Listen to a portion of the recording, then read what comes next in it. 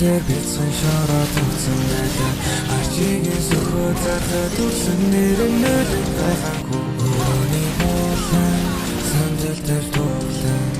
их нэгэн хооцсан дүүлгээр ингэж ихсэн